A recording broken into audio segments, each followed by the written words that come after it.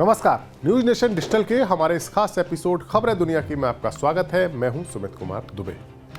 पिछले साल अक्टूबर में जब इजराइल ने खुद पर हुए हमले के बदले में गाजा पट्टी में ऑपरेशन शुरू किया था, तब यूं तो मिडिल ईस्ट के तमाम मुस्लिम देशों ने इसका विरोध किया, लेकिन ईरान ही इकलौता एक ऐसा मुल्क था जिसकी बातों को धमकी के साथ साथ उसकी ताकत भी समझा गया था। यानी उसकी बातों में धमकी भी थी और वजन भी था।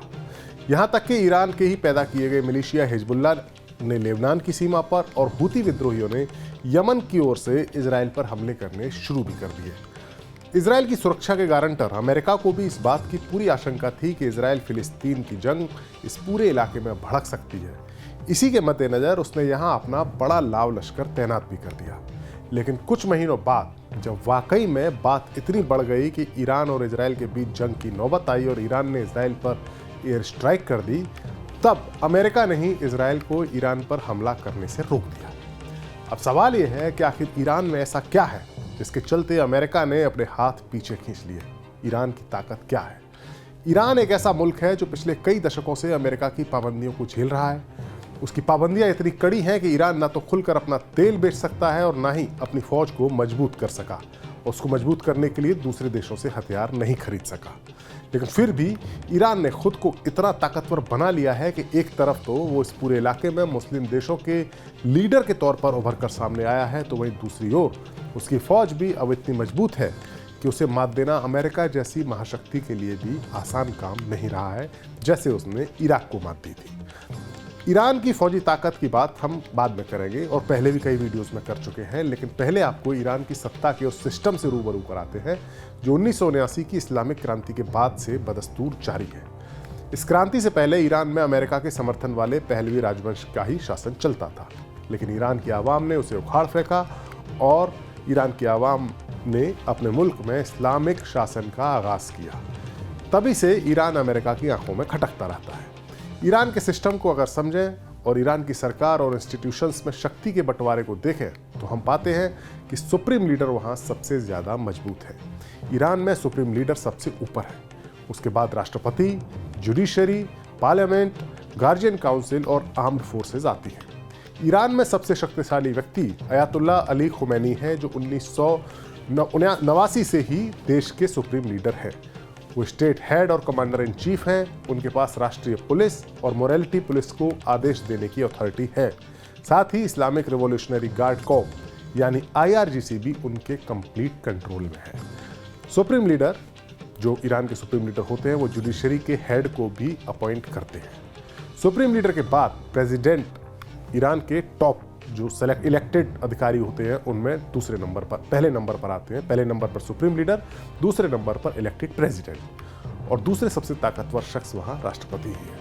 इब्राहिम रईसी इस वक्त ईरान के राष्ट्रपति हैं।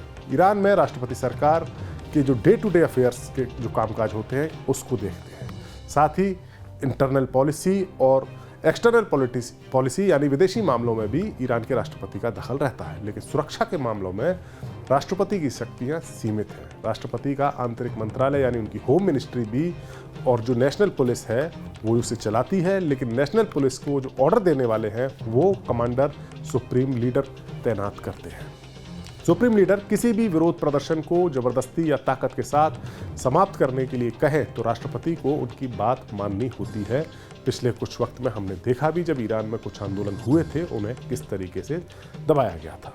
आर्म्ड फोर्सेस के 3 हिस्से हैं, सेना, पुलिस और इस्लामिक रिवॉल्यूशनरी गार्ड कॉर्प यानी IRGC।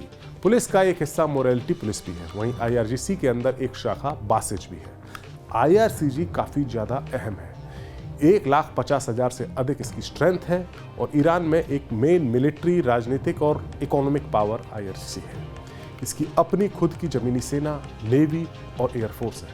यही ईरान के रणनीतिक हथियारों की देखरेख भी करती है। इसकी एक विदेशी शाखा भी है जिसे कुड्स फोर्सेस कहा जाता है, जो पूरे मिडिल ईस्ट में सहयोगियों को पैसा, हथियार, ट्रेनिंग आदि चीज़ें मुहैया कराती है। हिजबुल्लाह या हूती विद्रोहियों के साथ जो कोऑर्डिनेशन होता है वो यही करते हैं।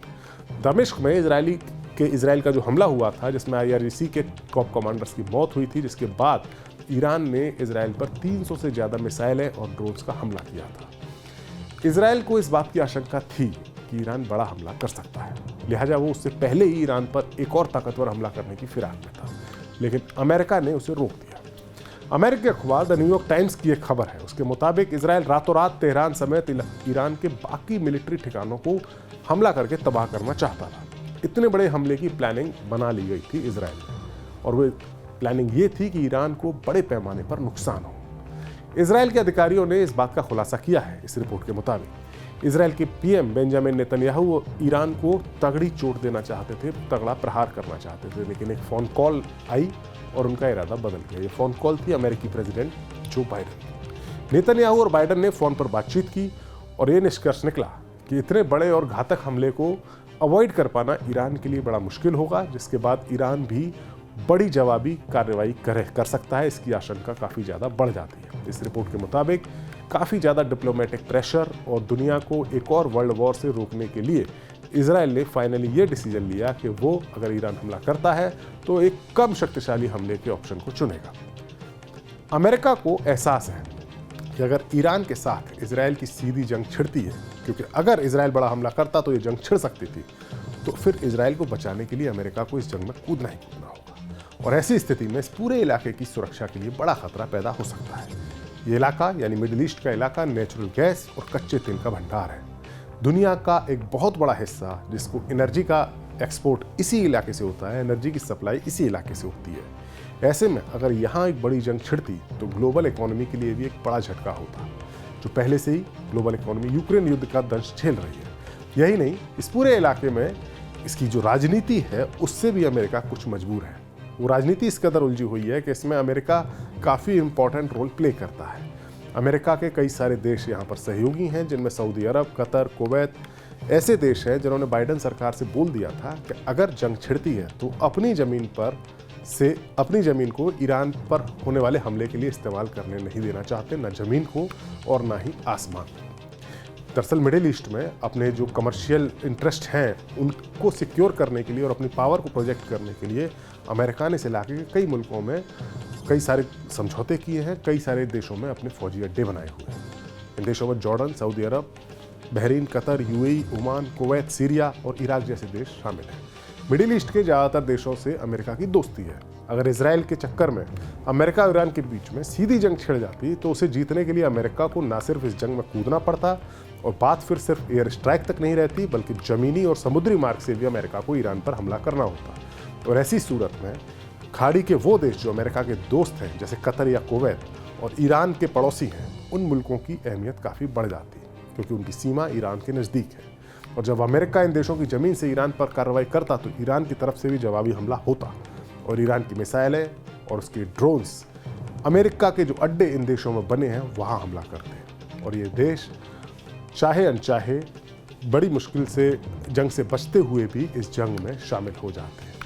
और ये परेशानी उनको सबको, इन अमेरिका के जो दोस्त मुल्क हैं उनको परेशानी उनको सामने आ रही थी, और इस जंग का हिस्सा बनना उनकी चाहत नहीं थी, उनकी ख्वाहिश नहीं थी। एक और वजह थी। दूसरी वजह ये थी कि अगर ये जंग छिड़ती तो इसकी जड़ में फ़िलिस्तीन का मसला रहता, क्योंकि ये तनाव, पूरा तनाव गाजा पट्टी पर इजराइल की कार्रवाई का नतीजा है। फ़िलिस्तीन इस पूरे मिडिल ईस्ट में मुस्लिमों के लिए, मुस्लिम मुल्कों के लिए काफ़ी भावुक मसला है। ऐसे में फ़िलिस्तीनियों के पक्ष में इजराइल के साथ आंख से आंख मिला रहा है ईरान, और अगर ईरान के खिलाफ अमेरिका हमला करे और उसके लिए कोई मुस्लिम मुल्क अपनी ज़मीन मुहैया करे तो फिर ये सऊदी अरब और कुवैत और कतर जैसे देशों के लिए, अपनी इंटरनल पॉलिटिक्स के लिए काफ़ी घातक साबित हो सकता था। यही वजह है कि इस इलाके में मौजूद अमेरिका के दोस्त मुस्लिम देश नहीं चाहते कि ईरान के खिलाफ कोई बड़ा युद्ध शुरू हो जिसमें अमेरिका भी शामिल हो, और अमेरिका ने उनकी परेशानियों से पूरा इत्तेफाक रखते हुए नज़र आ रहा है, और लिहाजा ईरान की इस पावरफुल पोजीशनिंग के बावजूद अमेरिका ने खाड़ी में एक बड़ी जंग को टालने की कोशिश की है। हमारा वीडियो आपको कैसा लगा? अपनी राय कमेंट बॉक्स में जाकर हमें ज़रूर दें। नमस्कार।